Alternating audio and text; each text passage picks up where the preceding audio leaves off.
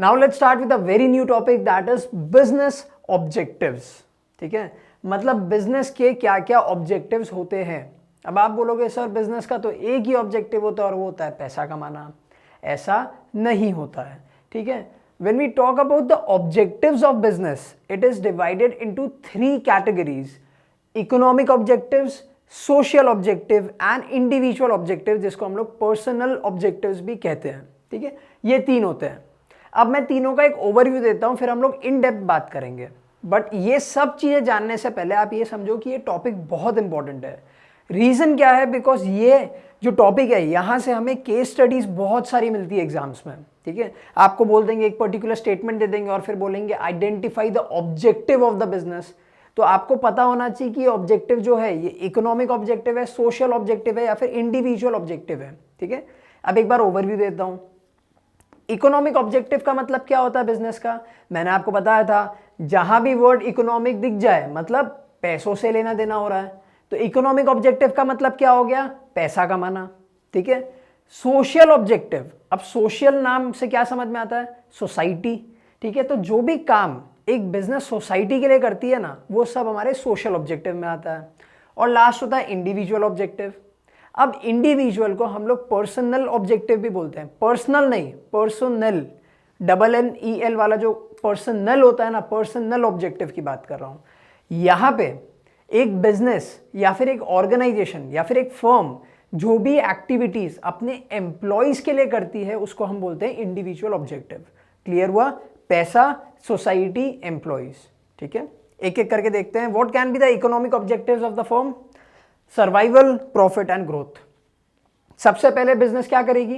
कोई भी बिजनेस या कोई भी कंपनी या कोई भी ऑर्गेनाइजेशन जब अपना वर्किंग शुरू करती है तो सबसे पहले वो क्या सोचती है कि यार मैं मार्केट में सर्वाइव कर जाऊं।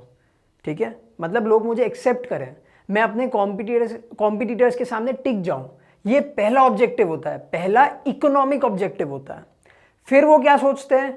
जब उन लोग ने मार्केट में सस्टेन कर लिया है फिर वो सोचते हैं कि अब मुझे कमाना है पैसा, दैट इज प्रॉफिट। अब प्रॉफिट अर्न करने के बाद में हर आदमी क्या सोचता है? अपने बिजनेस को ग्रो करने का, एक्सपांड करने का।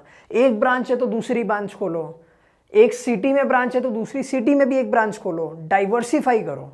ठीक है, तो ये जितने भी ऑब्जेक्टिव्स जिनमें पैसे इन्वॉल्व होते हैं, ठीक है, वो आपका ग्रोथ हुआ, डाइवर्सिफिकेशन हुआ, एक्सपांशन हुआ, मर्जर हुआ, प्रॉफिट अर्निंग हुआ, सर्वाइवल हुआ, ये सारी चीजें हमारी इकोनॉमिक ऑब्जेक्टिव में आती है। ठीक है, सिर्फ ये तीन चीजें यहाँ पे लिखी हुई है, इसका ये मतलब नहीं है कि there are only 3 things under economic objective, ऐसा नहीं है। Your merger, amalgamations, acquisitions, take over, survival, profit, everything will come under economic objective, because वो सारी चीजें बिजनेस अपने आप के लिए कर रही है। एक बिजनेस अपने बिजनेस को ग्रो करने के लिए कर रही है, तो वो सारी चीजें आ गई इकोनॉमिक ऑब्जेक्टिव के अंडर में। अब देखते हैं सोशल ऑब्जेक्टिव में क्या आता है। मैंने बताया था वो सारी एक्टिविटीज जो एक बिजनेस सोसाइटी के वेलफेयर के लिए करती है, जैसे कि एनवायरनमेंट फ्री, उनको मतलब पोल्यूशन फ्री एनवायरनमेंट देना, उनको एक एम्प्लॉयमेंट अपॉर्चुनिटीज जनरेट कर देना। ठीक है, फ्री की स्कूल्स बना देना। ठीक है, फ्री के हेल्थ केयर फैसिलिटीज दे देना। ये सारी चीजें किस में आ गई? सोशल ऑब्जेक्टिव में। रीड करते हैं। Supply of desired quality of products, मतलब अच्छे क्वालिटी के गुड्स एंड सर्विसेज प्रोवाइड करना। ठीक है, एक तो होता है फ्री में चीजें देना, ठीक है, दूसरा होता है पैसे लेने के बाद में भी आप कैसी चीजें सामने सप्लाई कर रहे हो।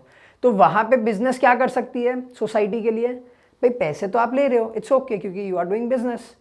उसके सामने यू हैव टू एंश्योर कि सारे सोसाइटी के जितने भी लोग हैं उन सबको एक अच्छी क्वालिटी के गुड्स मिल रहे हैं। ठीक है, second, avoiding unfair trade practice. Unfair trade practice का मतलब क्या होता है? मिसलीडिंग एडवर्टीजमेंट्स दे देना, यानी झूठे इश्तेहार, झूठे एडवर्टीजमेंट पब्लिश कर देना, ये नहीं करना है। मिक्सिंग नहीं करनी है अपने प्रोडक्ट में, एडल्ट्रेशन नहीं करना है, ब्लैक मार्केटिंग नहीं करनी है, एटसेट्रा। थर्ड, एम्प्लॉयमेंट जनरेशन, जो मैंने बताया। सोसाइटी का वेलफेयर कब होगा? जब यूथ को जॉब मिलेगी। जॉब मिलने से क्या होगा? पॉवर्टी कम होती है, अनएम्प्लॉयमेंट कम होता है, अल्टीमेटली क्या हुआ? सोसाइटी का स्टैंडर्ड धीरे धीरे बढ़ेगा। ठीक है, नेक्स्ट क्या दे रखा है? Community services. कम्युनिटी सर्विसेज मतलब क्या होता है?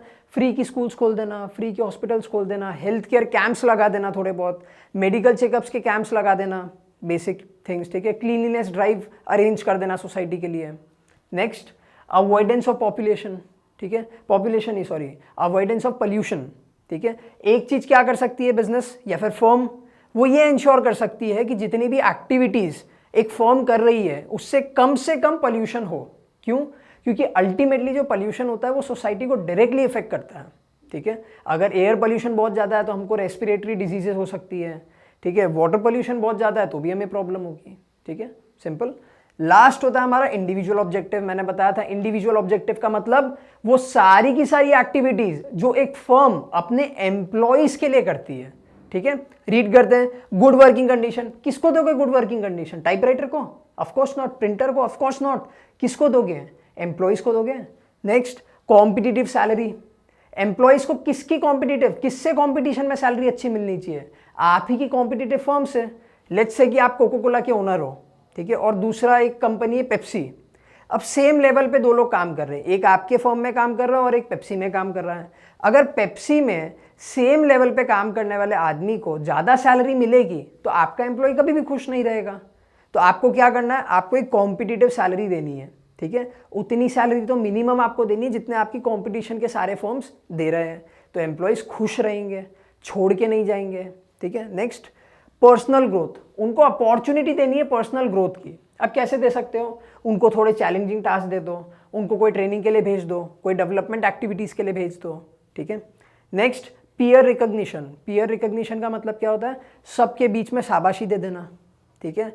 अगर उन्होंने कोई बहुत अच्छा काम किया है तो बोलते हैं ना एम्प्लॉय ऑफ द मंथ, ठीक है, या फिर हमारा स्टार परफॉर्मर है ये बंदा, तो ऐसे टैग्स दे देना। उससे क्या होता है? उसका मोरल बूस्ट होता है।